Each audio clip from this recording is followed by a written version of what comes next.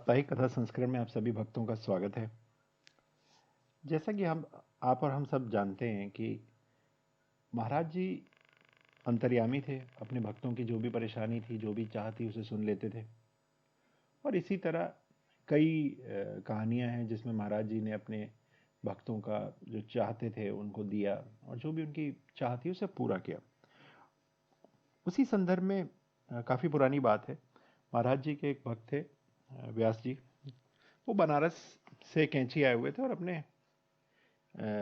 आश्रम में कमरे में ठहरे हुए थे। वहाँ काफ़ी लोग और भी थे, तो आपस में बात चल रही थी। तो बात चलते चलते मौसमी फलों पर आ गई। धीरे धीरे सारे फलों की बात होने लगी। तो इसी बात की चर्चा में व्यास जी बोलते हैं कि इस बार मुझे आम खाने का, आम का रस लेने का बिल्कुल भी समय नहीं मिला, और मुझे मिला भी नहीं। ये देखा जाए तो उन्होंने कहा कि मुझे तो आम के दर्शन भी नहीं हुए इस बार। और उस समय महाराज जी अपनी कुटिया में विराजमान थे। जैसा कि आप में से काफ़ी लोग कैंची गए होंगे, तो आपको मालूम है कि महाराज जी की एक कुटिया है, वो महाराज जी वहाँ पर थे। तो थोड़ी देर बाद ये बातचीत खत्म हो गई और व्यास जी महाराज जी की कुटिया की तरफ बढ़े। अब जब वो महाराज जी की कुटिया की तरफ बढ़े, महाराज जी बैठे थे। महाराज जी ने उनसे पूछा, क्यों भाई व्यास, आज तुम्हें क्या आम खाने को इस बार नहीं मिले? क्या बात हो गई? अब जैसे ही महाराज जी ने ये बात सुनी, भक्त जो थे व्यास जी, वो थोड़े से शर्मा गए, लज्जित हो गए। अरे, इतनी छोटी सी बात महाराज जी तक पहुंच गई, और किस तरह ये महाराज जी इस बात को कर रहे हैं। कोई बात नहीं, बात चलती रही। वहाँ खड़े रहे महाराज जी, अपनी और बातें करते हैं। इतने में चमत्कारिक रूप से एक व्यक्ति एक टोकरा आम लेकर वहाँ पहुँच गया। जब वो भक्त आ रहा था तो उन्होंने देखा वो कुछ टोकरी में लेकर आ रहा है। तब तक व्यास जी को नहीं मालूम था कि इस टोकरी में क्या है। तो व्यास जी महाराज जी से आज्ञा लेके अपने कमरे की तरफ बढ़ गए। वो आदमी आया, उसने महाराज जी के चरणों में वो टोकरा अर्पित किया। उसमें आम भरे थे। तो महाराज जी बोले, सुनो, एक काम करो, ये जितने भी आम हैं व्यास जी के कमरे की तरफ ले जाओ। क्योंकि महाराज जी चाहते थे कि व्यास जी इन आमों का रस लें और खाएं उन्हें, क्योंकि वो हमेशा अपने जो भी भक्त होते हैं उनका बहुत ध्यान रखते थे। इस प्रकरण में उन्होंने वो टोकरी जो है व्यास जी के कमरे की तरफ भेज दी। अब जैसे ही वो टोकरी महाराज व्यास जी के कमरे में पहुंचे, तो महाराज जी हाथ जोड़े हुए महाराज जी कुटिया पे आए। बोले, महाराज जी मैं इतने सारे आमों का क्या करूंगा? महाराज जी बोले, भाई वो क्या करोगे तुम जानो। तो व्यास जी ने कुछ आम निकाल लिए और बाकी टोकरी महाराज जी की वहीं रह दी। बाकी लोगों ने उनका स्वाद लिया, और ये देख के महाराज जी मंद मंद मुस्काते रहे। तो जिस तरह की महाराज जी की लीलाएं हैं, जिस तरह की महाराज जी की चीज़ें हैं, वो थोड़ा सा अलग है, जो आम लोगों के साथ नहीं है। इसी संदर्भ में एक और अगर हम घटना की बात करें, कैंची आश्रम की। अब पुराने ज़माने में बहुत सारी जो बसें थीं और जो रोडें थीं वो बहुत अच्छी तो थी नहीं। तो वैसे ही महाराज जी के एक जो ये भक्त थे व्यास जी, ये इन्हें काठगोदाम जाना था, और अल्मोड़ा से एक सुविधाजनक अच्छी बस चलती थी जो इनको काफ़ी कम समय में पहुंचा देती थी काठगोदाम। तो जब ये इन्होंने अपनी सीट बुक करा ली व्यास जी ने, और महाराज जी से आज्ञा लेने पहुंचे। महाराज जी ने बोला, रुको, अभी तुम नहीं जाओगे, 2 दिन बाद जाओगे। अब व्यास जी के लिए महाराज जी की बात तो पत्थर की लकीर थी। तो वही व्यास जी ने कहा, भैया मैं रुक जाता हूँ। अब 2 दिन बाद जब वो उस बस से आगे बढ़े तो उन्हें पता चला कि वो बस तो खाई में गिर गई है, और थोड़ी दूर जाके उन्होंने उस बस को देखा भी। तो व्यास जी को समझ में आ गया कि भाई ये तो महाराज जी जो हैं उन्होंने मुझे बचा लिया। ऐसे ऐसे अनगिनत किस्से हैं जहाँ पर हम लोग बात करते हैं। किस्सा तो नहीं बोलूँगा, ऐसी अनगिनत चमत्कारिक चीज़ें हैं जिनका अगर हम आज के युग में उसकी बात करें तो उसे समझना काफ़ी कठिन है। बट महाराज जी के समय में महाराज जी ने जो चमत्कार किए, या महाराज जी ने जिस तरह अपने भक्तों की प्राणों की रक्षा करी, वो बहुत ज़्यादा अलग तरीके से। व्यास जी के मैंने आज आपको 2 किस्से सुना। एक एक तरफ व्यास जी को कोई फल खाने की इच्छा थी, महाराज जी ने वो फलों की व्यवस्था कर दी। एक तरफ महाराज जी ने जो अ, उनकी दुर्घटना हो सकती थी उससे उन्हें बचा लिया। तो इस तरह से हम लोग महाराज जी के चरित्र को समझ सकते हैं, किस तरह वो अपने भक्तों की रक्षा करते हैं।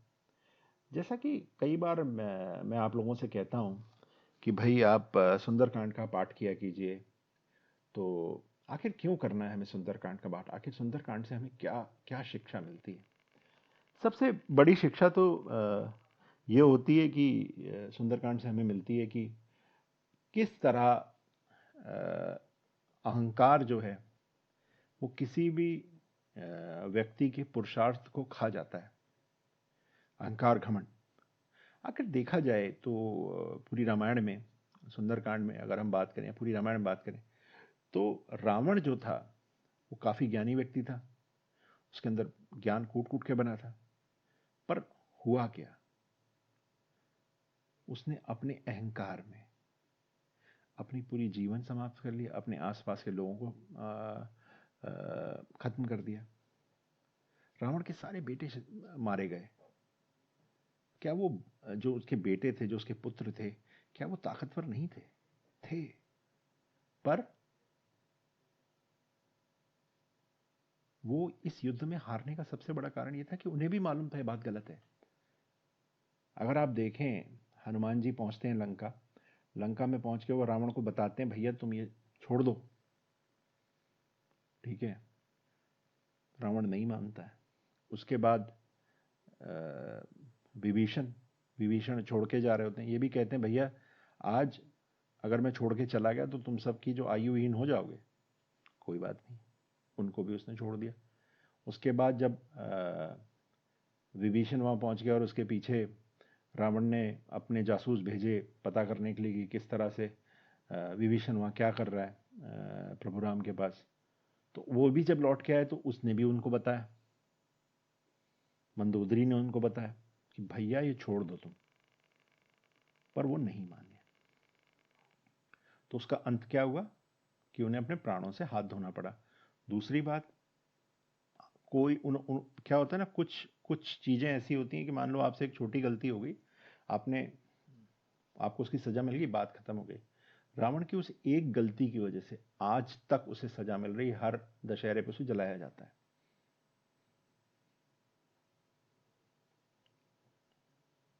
अगर रावण ये गलती नहीं करता तो क्या उसकी इतनी दुर्गत होती? नहीं, बिल्कुल नहीं। और दूसरी बात, हम लोग बात करते हैं कि सबसे बड़ी जो प्यार की निशानी है कोई, मैंने पढ़ा कहीं, वो ताजमहल है या वो ये है वो है।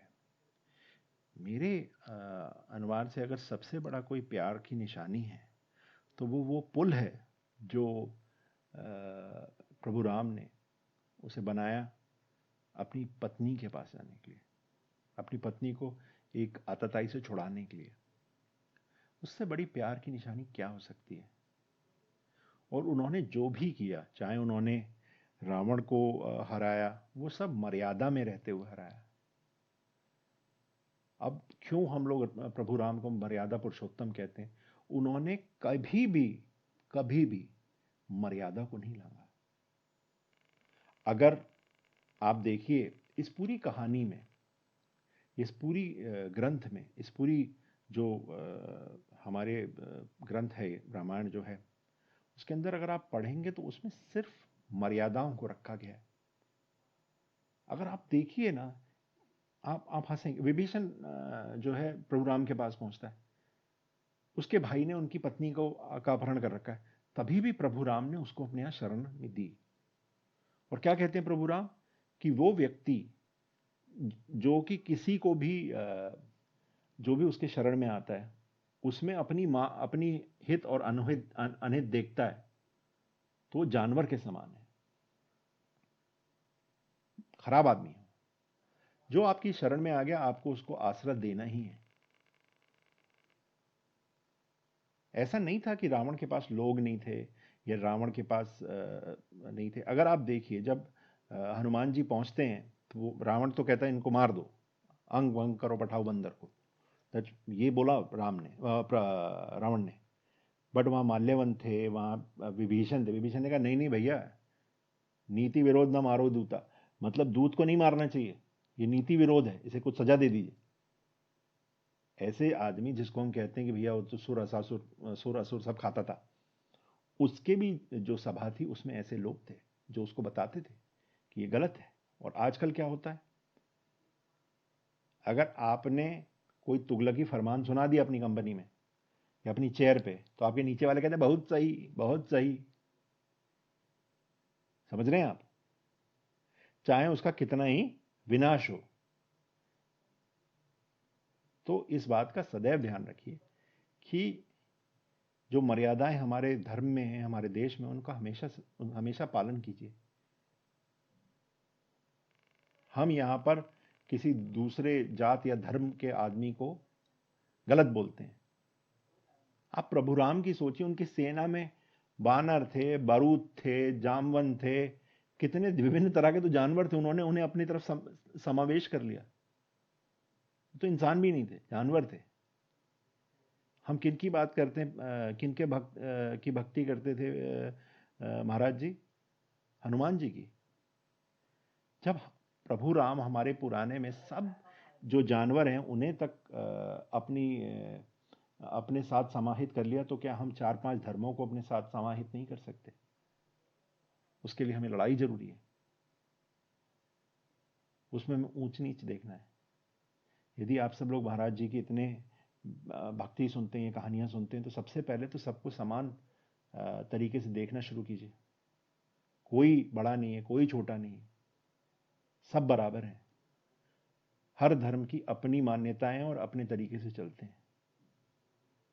जब आप इस तरह की कोई अपशब्द किसी धर्म के बारे में बोलते हैं, तो आसपास के जो लोग हैं जो उस धर्म के अनुयायियों को हमारे खिलाफ भड़काना चाहते हैं, तो उनकी बात सत्य हो जाती है।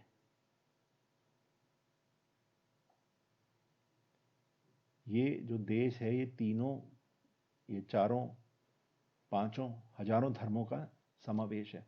हो सकता है कुछ लोग इन इन धर्मों को गलत बोलते हैं, ये सब बातें किसी को शोभा नहीं देती। और मैं आप सभी से अनुरोध करूंगा कि जैसे कि आप सब महाराज जी के भक्त हैं, सुंदरकांड को पढ़िए। एक गीता प्रेस की किताब आती है जिसमें उसका सार भी लिखा है। अगर आप उसे पढ़ लेंगे, मैं आपको लिख के दे रहा हूं, मैं आपको बिल्कुल हाथ जोड़ के विनती कर रहा हूं, बिल्कुल कह रहा हूं कि आपका सोचने का ढंग बदल जाएगा। क्या क्या था?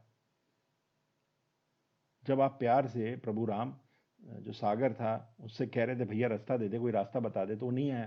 तो जैसे ही बाण निकाला आ गया। तो वहां क्या भाई, क्या बोले प्रभु राम? भैया बिना भय के प्रीत नहीं हो सकती। अब वो भय आपको क्या रखना है ये सोच लीजिए। आप महाराज जी की भक्ति करते हैं, कोई भी भय ले लीजिए, पर भय का मतलब डराना नहीं है। तो इसी के साथ आज का कथा संस्करण हम लोग यहीं समाप्त करते हैं। आशा करता हूँ आप लोग सब स्वस्थ होंगे, और दिवाली की आपको काफ़ी शुभकामनाएं। धन्यवाद।